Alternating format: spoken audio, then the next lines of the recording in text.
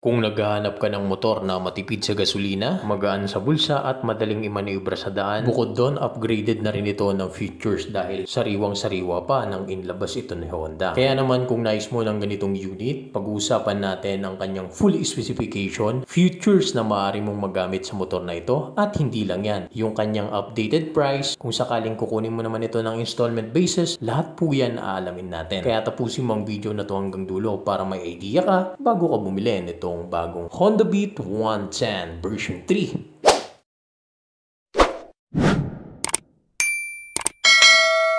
Kumusta mga biyahero? Nandito tayo ngayon sa Premium Motorcycle Dealer. Nandito tayo para i-review itong pinakabagong Honda Beat 110 na kalalabas lamang ngayong taon. Siya nga pala, located ito sa Tanawan City, Batangas. 2 Point Building, National Highway, Barangay Darasa, Tanawan City, Batangas. Malapit lamang po ito sa Walter Mart, Tanawan. Alright, kaya tara, simulan na natin. Ito nga pala ang pinakabagong Honda Beat 110. Ayan, yung kulay niyan, yan po ang limited edition ng 50th anniversary ng Honda. Kung sakaling magkakaroon ka nito ay magiging unique ka sa kalsada at mabilis ma-identify ng mga kasama mo na ang gamit mong motor ay ang limited edition. Unahin muna natin ang kanyang updated price. Dito sa Premium Motorcycle Dealer, ang kanyang SRP ay 75,000 pesos. O diba, murang-mura lang. Kung sakaling kukunin mo naman ito ng installment basis, ang kanyang down payment ay 5,900 pesos. Ang monthly installment mo sa loob ng isang taon ay 7,551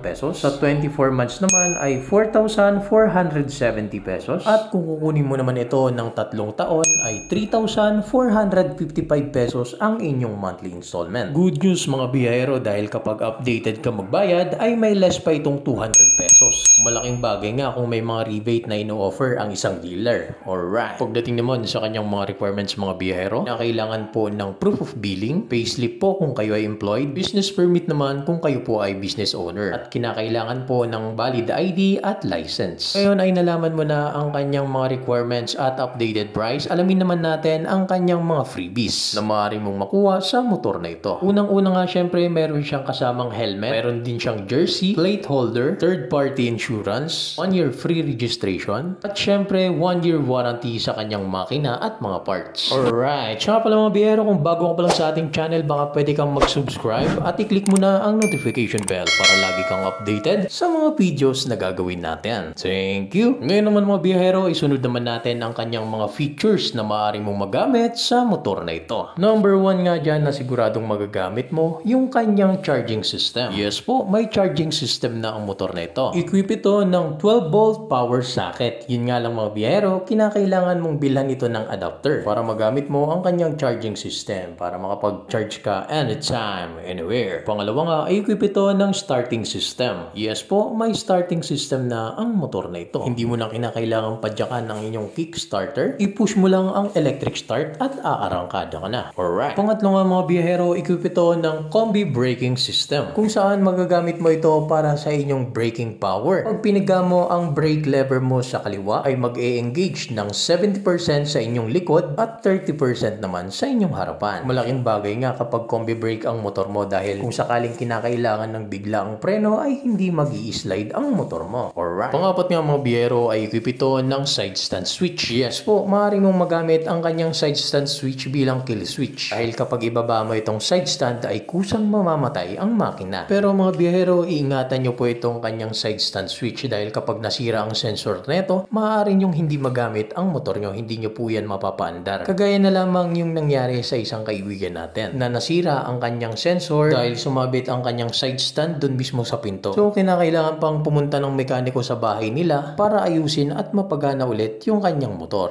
Alright. Kaya naman konting ingat lang po para sa ating mga side stand switch. Panglima sa kanyang features mga biyahero ay equip ito ng ESP, na ang ibig sabihin ay Enhanced Smart Power Engine, na magbibigay sa iyo ng more power at less fuel. Hindi lang yan mga biyahero, equip din ito ng fuel injected dahil isa nga ito sa pinagmamalaki ni Honda Honda na pinakamatipid pagdating sa kanyang fuel consumption dahil kumukonsumo lamang ito ng 58.2 km per liter. O di ba mga biyahero, napakatipid talaga ng motor na ito. Kaya naman hanggang ngayon hawak niya pa rin ang record na isa sa pinakamatipid na unit pagdating sa Honda motorcycle. Alright, idagdag pa natin sa kanyang features mga biyahero, mayroon din itong park brake na tinatawag. Yes po, kung mapapansin niyo dito sa inyong left brake lever, mayroon ditong maliit na park brake na ang purpose nito mga biyahero kung sakaling nakatigil po kayo sa daan, kapag grinip nyo po yan ay hindi po aabante o aatras ang motor nyo. Kumbaga may iwasan din makasagi ng inyong mga kasabay sa kalsada. Alright. Hindi lang yan mga biyahero, kung sakaling magpapark naman kayo na nakatingala,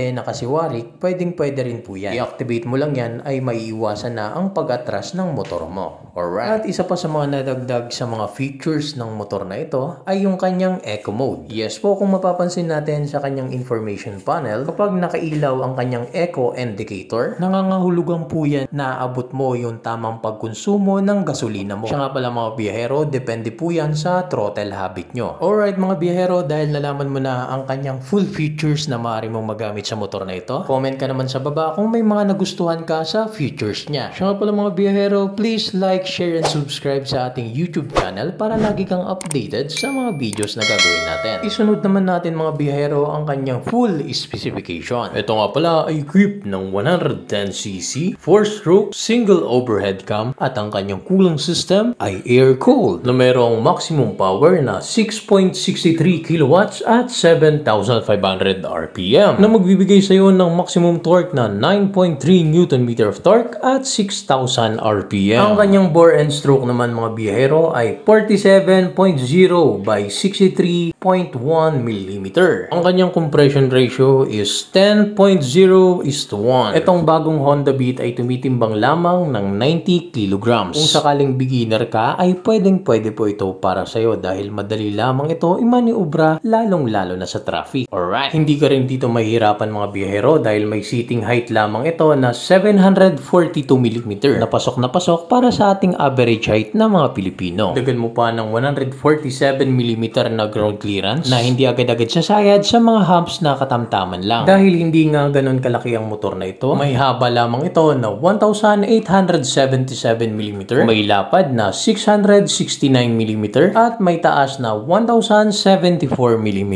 O diba mga biyahero, sa ganyang sukat mga biyahero ay madali mo itong maisisingit lalong-lalo na sa traffic. Siya nga pala mga biyahero, kung bago ka pa lang sa ating channel ay mag-subscribe ka na at huwag limutan i-click ang notification bell para lagi kang updated sa mga videos na gagawin natin. Ngayon naman mga biyahero, iikutan naman natin ang motor na ito. Unang-unang mapapansin natin mga biyahero, itong bagong Honda Beat 110 version 3 ay ibang-iba na ang mukha. Mas pinalapad na ang kanyang front fairings na inakma mismo doon sa headlights. Kung titignan natin mabuti sa kanyang version 2 ay halos magkamukha pa rin sila. Yun nga lang, mas premium ang datingan netong bagong Honda Beat. Ang kanyang lighting system dito sa harapan ay equipped ng LED headlights. Ang kanyang mga turn signal ay bulb type pa rin po. Pagdating naman dito sa likurang bahagi, yung kanyang taillight mga biyahero at mga turn signal ay compact na ang design. Wala ka nang masyadong aalalahanin kung sakaling sesemplang ka dahil wala na pong mababali ng mga turn signal. Ito naman sa kanyang rear fender ay mas pinalapad na po ito. Good quality po ang ginamit na material dito dahil makapal na makapal. Ito naman sa inyong plaka mga biyahero ay meron na rin siyang ilaw para madaling makita ang inyong plate number. Samahan mo pa ng reflector na dagdag visibility pagdating sa kalsada. O diba mga biyahero, ayos na ayos. Pagdating naman sa kanyang mga decals mga biyahero ay ibang-iba ang disenyo nito. Sa dinami-dami ng motor dito sa Pilipinas ay ngayon lamang ako nakakita ng ganitong disenyo pagdating sa kanyang mga decals. Combination ito ng red, blue, white at saka black na siguradong bumagay sa kanyang body design. Pagdating naman sa kanyang front suspension ay equip pa rin ito ng traditional telescopic fork na mayroong round disc brake sa kanyang front brake na equip ng single Nissan caliper. Dagdagan mo pa ng napakagandang design ng kanyang mugs na may kulay itong bronze. Alright. Kanyang tire size mga biyahero ay 80 by 90 by 14. Ito naman sa likuran ay 90 by 90 by 14. Kaya pala mga biyahero, lahat po yan ay tubeless na. Ang kanyang braking system dito sa likuran ay naka-mechanical leading trailing drum brake. Ang kanyang suspension naman dito sa likuran ay naka-monoshock unit swing. Pero mga biyahero, pwede nyo po yan palitan nung medyo maganda-gandang rear suspension. Dito naman sa kanyang footboard mga biyahero, hindi po ito masyadong kalakihan. Pero nakakasigurado ako na kapit ang sapatos mo dito. Pwede mo rin yan lagyan ng mga pinamalengke mo. Siya nga pala, dyan na rin nakalagay ang inyong battery. battery. Diyan mismo sa may square na yan. Samahan mo pa ng hook na pwede mong pagsabitan ng inyong pulutan. Alright. Dito naman sa kaliwang bahagi ay meron po kayong bulsa na hindi ganun kalalim. Pwede nyo pong paglagyan ng basahan, tubig, cellphone at saka mga barya. Yun nga lang mga biyahero, wala po yung takip. Kaya kapag umandar po kayo, maaari lamang pong tanggalin ang mga importanteng gamit kagaya ng cellphone, gadget at kung ano-ano pa. Dito naman sa may bandang kanan ay meron siyang secured key shutter. At equip na rin ito ng pinakabagong integrated seat opener. Makikita mo sa bagong version 3 ng Honda Click ngayon. Hindi mo na kinakailangang susian ang inyong upuan para mabuksan lamang. Pipindutin mo lamang ito at magbubukas na ang inyong seat compartment. Pagdating naman dito sa kanyang upuan mga biyahero ay mag-offer ito sa iyo ng comfort, lalong-lalo na sa inyong passenger. Siya nga pala mga biyahero, hindi po yan masyadong madulas dahil medyo magaspang po ang kanyang texture. Alright. Dito naman sa kanyang underseat storage mga biyahero, may sukat itong 12 liters. Medyo malaki-laki na po ito kumpara dati. Marami na po kayong pwedeng mailagay ng mga gamit. Alright. Fuel tank capacity may sukat na 4.2 liters. Dati po ay 4 liters lang, ngayon po ay ginawa na nilang 4.2. Kaya naman, matagal makukonsumo ang gasolina mo. Alright. Dito naman sa kanyang information panel mga biyahero, ay iba na po ang kanyang disenyo. Gumamit na po ito ng semi-digital meter panel. At ang dagdag pa dito yung kanyang eco mode. Meron ding speedometer indicator, turn signal indicator left and right. Ma-indicate na rin dito yung kanyang high beam, low beam, engine indicator at saka odometer. Yun nga lang mga biyahero, wala po siyang fuel indicator. Na isa sana na makakatulong para sa ating mga rider. Anong masasabi nyo sa kanyang information panel mga biyahero? Comment down below. Dito naman tayo sa kanyang mga available na kulay. Itong nasa harapan natin mga biyahero, ito ang 50th anniversary limited edition ng Honda Beat. Tapos may dalawang variant pa tayo mga biyahero. Isang playful variant na napakaraming kulay na pagpipilian at yung kanilang premium variant na may dalawang kulay na pagpipilian. O diba mga biyahero, may napili na ba kayong mga kulay dyan? Comment down below. Siya pala mga biyahero, hanggang dito na lang ang ating video. Maraming salamat sa pagtapos ng video. Please like, share, and comment kayo sa baba kung ano nga bang masasabi nyo sa ating bagong Honda Beat 110 version 3. Sulit ba ang kanyang presyo mga biyahero sa kanyang specs and features? Siya nga pala mga biyahero, kung nais nyo mag-avail ng unit na to, punta na kayo sa Premeo Motorcycle Dealer. Located lang ito sa Tanawan City, Batangas. Malapit lamang po sa Tanawan, Walter Mart. For more details and inquiries, pwede po kayong tumawag sa number na nasa screen. Open po sila 8:30 AM hanggang 5:30 PM. Dito lamang po sa Dew Point Building, Barangay Darasa, Tanawan City, Batangas. Maraming salamat sa pagtapos ng video at ingat palagi.